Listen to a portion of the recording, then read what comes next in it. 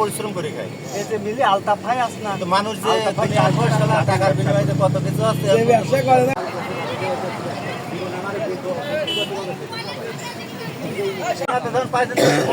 আমি তো আমার পয়সা মোবাইল আর মোবাইল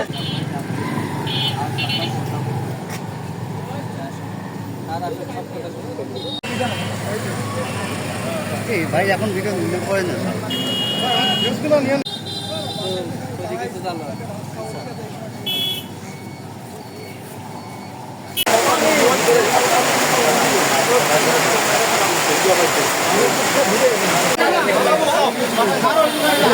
আমাদের ইয়াবার একটা অভিযান ছিল, গোপন সংবাদের মাধ্যমে জানতে পারি যে আমাদের রাজবাড়ি থেকে এক লোক ইয়াবার একটা চালান নিয়ে আসতেছে।